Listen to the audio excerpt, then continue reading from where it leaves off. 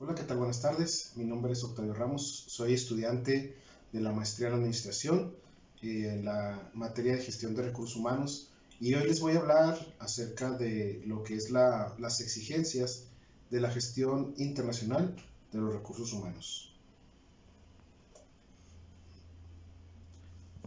Dentro de los objetivos veremos las estrategias de los recursos humanos en relación de las empresas que van a entrar dentro de un proceso de internacionalización. Vamos a ver un poco a lo que se enfrenta las empresas en este aspecto, a lo que se enfrentan los empleados, cómo podemos garantizar el éxito en este sentido y vamos a ver cómo se desenvuelven los empleados al haber finalizado este proceso. Vamos a ver un poquito lo que es cómo adentrarse en la cultura de estos países a los que se va a internar y acerca de lo que son las políticas y procedimientos de los recursos humanos en un contexto global. Dentro de este proceso, pues encontramos que se determinan 5 etapas. La primera etapa son lo que se denominan actividades nacionales. El mercado de la empresa es exclusivamente nacional. Todo su manejo se hace dentro de su país de origen. Al brincarse a una etapa número 2, las actividades de exportación incluyen otros países. Todo se mantiene dentro de su país local, pero incluimos ya la exportación a otros países. Ya cuando se brinca a una etapa 3, es el establecimiento de filiales o empresas conjuntas. Estamos hablando de que nuestra empresa ya se introduce a otros países. Abrimos una filial, una sucursal o una fábrica en otro país. Entrando ya a una etapa 4, donde dice que son operaciones multinacionales. A diferencia de la etapa anterior, en esta etapa ya las empresas se establecen en 1, 2 o 3 países diferentes a sus locales. Ya en la etapa 5 las operaciones son transnacionales. ¿Qué significa eso? Que ya prácticamente se deslindan totalmente de lo que son las empresas local, ya tenemos oficinas en otros países, todo se controla dentro de aquellos países, los directivos y empleados son exclusivamente de aquellos países o bien vienen dentro de nuestro país y se exportan hacia esos países. A continuación, vamos a ver a lo que se enfrentan las empresas que están ya dentro de la etapa 3 a la etapa 5. Nos enfrentan ya a lo que es un crecimiento de la externalización, es decir, las empresas tienen que recurrir a la subcontratación o a la externalización. Esto es cuando determinamos que nuestros costos laborales serán más bajos o más convenientes. Para determinar la combinación de empleados expatriados y locales, las empresas pueden manejar 3 enfoques. El primer enfoque es un enfoque etnocéntrico, en donde los puestos claves deben estar ocupados por los empleados del país origen. Otro de los enfoques es el enfoque policéntrico, es decir, la empresa busca efectivamente a los mejores empleados tanto dentro del país de origen como dentro del país filial.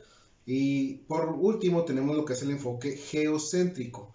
Aquí el personal y directivos son locales del país de destino, es decir, son empleados que exportamos a esos países. Por lo general se utilizarán expatriados en las siguientes circunstancias. En primer lugar, no existe mano calificada dentro de los países a donde vamos a dirigir, o una parte importante de la estrategia empresarial de la empresa es la creación de una imagen global. Es importante que las empresas nos vean de una manera global. O las filiales internacionales y las actividades nacionales son muy interdependientes. Es decir, necesitamos enfocarlos un poco más allá en aquellas naciones. La situación política es inestable en determinado país, ya sea en el país origen en aquellos países, o existen diferencias culturales importantes entre el país origen y el país destino. Son situaciones que nos pueden implicar problemas al llevar la empresa a otro país y desconocer la cultura. Ahora pasemos al siguiente tema, que son los problemas de la utilización de expatriados. Y vamos a ver primero por qué es que fracasan las expatriaciones. Primero que nada, pueden fracasar por una interrupción de la carrera profesional. ya serían cuestiones personales del empleado.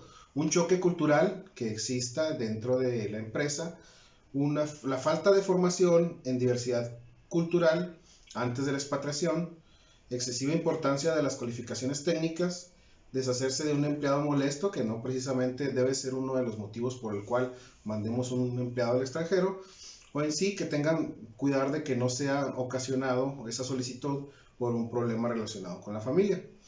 Dentro de los problemas de la utilización de expatriados se presenta cuando estos regresan. ¿Cuáles son las dificultades al regresar los empleados? Pues bueno, existe una falta de respeto por las habilidades aprendidas, es decir, se toma como negativo el que no haya regresado y puede ser una pérdida de estatus, la persona se va a ver reflejado dentro de la empresa como un fracaso, una mala planificación de la vuelta, es decir, los recursos por ahí nos fallaron, o hubo un choque cultural adverso. Estos son problemas que se pueden evitar con una buena planeación. Ahora, dentro de este punto, vamos a ver, bueno, otro tema más bien que cómo pudiéramos mejorar la eficacia de los procesos de expatriación. Primero que nada, tenemos que tener una muy grande consideración a lo que es el proceso de selección. Debemos de dar importancia a la sensibilidad cultural como criterio de selección. Debemos de crear un comité de selección de expatriados con expertos que puedan determinar a qué es a lo que nos vamos a enfrentar en aquel país. Debemos de exigir una experiencia internacional previa, o sea, esto es deseable, que ya exista, que el empleado ya haya tenido una experiencia en otro país, en otra empresa. Analizar las posibilidades de contratar a empleados de otras nacionalidades que pueden servir como expatriados en el futuro. Es decir, dentro de nuestro país local, bueno, podemos allegarnos de esta gente que conoce la cultura de aquel país. O podemos tener en cuenta debemos de tomar en cuenta a la familia del candidato que se va a exportar, porque los intereses luego, como vimos la vez pasada, puede ser uno de los problemas en que se pueden enfrentar y tengamos que regresar a la persona. Y sobre todo desarrollar un programa eficaz de selección para elegir no solo a los expatriados, sino también a los empleados locales que ayudarán al expatriado a cumplir con su misión. Dentro del tema de cómo mejorar la eficacia en este proceso, vamos a ver la importancia que toma lo que es la formación, sobre todo la formación en la diversidad cultural. Tenemos que tomar en cuenta el idioma a donde vamos, que sea compatible o que realmente el idioma internacional, el inglés, se lleve a cabo de manera corriente en ese país, las costumbres a las que se enfrenta el empleado, los valores, las leyes fiscales y el gobierno de ese país, que no vayamos a tener conflicto con nuestra empresa. Para este tipo de proceso, el proceso de la formación, pues bueno, puede que a veces tenemos algunas alternativas porque puede que a veces tengamos o no el tiempo encima. Podemos tener tres clasificaciones. Lo que es la clasificación informativa, es decir, es una muy rápida capacitación cultural, una afectiva, ya un proceso más adentro de la cultura, que nos puede llevar de 2 meses hasta un año, y ya de plano una etapa más fuerte, más profunda de imitación o de impresión, que nos puede durar con una adecuada planeación desde 1 a 3 años para llevar esta expatriación de manera correcta o de manera adecuada. Dentro del mismo tema, que es mejorar la eficacia de los procesos de expatriación, pues tenemos que fijarnos en lo que es el desarrollo de las carreras profesionales. Obviamente tenemos que ver que este proceso pueda ser un paso previo para una mejor posición del empleado dentro de la empresa. Debemos de ofrecer ayuda a los expatriados y debemos de preocuparnos también porque el cónyuge o la familia se vean beneficiados con este proceso. Es muy importante también tocar el tema de la retribución. Obviamente, para que un empleado sea atractivo este tipo de proceso, este tipo de promoción, pues debemos de tener en cuenta que los ingresos sean equivalentes a los que se tiene ya en el país origen, o bien que se le otorgue un incentivo adicional, es decir, que únicamente si yo voy a cambiar mis costumbres, voy a cambiar mi país, pues que tenga un incentivo también económico adicional. Y sobre todo, pues debemos de evitar también que se vayan y se cubran los mismos puestos, o no se diga puestos inferiores, porque esto puede presentarse de manera negativa. Para mejorar también la eficacia de los procesos de expatriación, tenemos que tomar en cuenta lo que es la función del Departamento de Recursos Humanos. Siempre este departamento debe ser el encargado de eliminar cualquier incertidumbre que exista o cualquier cosa que pueda truncar nuestro proceso, eliminar los obstáculos de manera culturales, familiares, tener y conocer las necesidades de las personas, las necesidades de la familia y las tendencias internacionales a los que nos enfrentamos. Por otro lado, pues tenemos por ahí unos datos en lo que es la mujer y la expatriación. Se pudiera pensar que para la mujer sería un poco más difícil, pero pues bueno, estos tabús pueden ser derribados, ya que tenemos que el 80% de las mujeres no han rechazado nunca participar en un proceso de expatriación. El 75% de las expatriadas dicen ser mujer tiene un efecto positivo o neutro dentro de sus resultados en el extranjero. Tenemos que la mitad de hombres y mujeres dicen haber tenido dificultades para conciliar el trabajo con su vida familiar. Es decir, no es factor ser hombre o mujer en esta situación. Vamos a tocar ahora el tema del desarrollo de las políticas de recursos humanos en este contexto global. La cultura es importante siempre en estos procesos. Tenemos 5 grandes dimensiones en toda cultura. Número 1 es la distancia al poder, es decir, la diferenciación que existe entre el empleado y la motivación que tenga para este paso. El individualismo, esto es algo que se debe destacar. Es muy importante el trabajo en equipo en este tipo de procesos, poder trabajar con otras personas. Debemos de siempre evitar la incertidumbre, es decir, debemos de darle al empleado la certeza de qué es a lo que se va a enfrentar.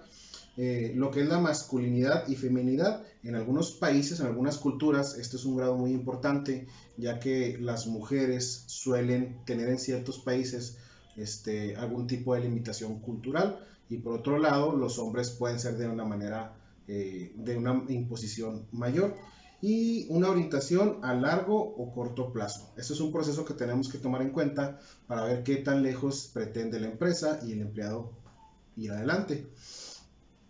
Dentro del desarrollo de las políticas también tenemos que debe existir igualdad de oportunidades en un contexto internacional. Las empresas estadounidenses están prohibiendo tomar decisiones laborales relacionadas con las características del empleado como su raza, sexo y edad. Es una situación a la que se enfrentan luego de cuestiones legales que son diferentes en el país origen al país al que estamos acudiendo.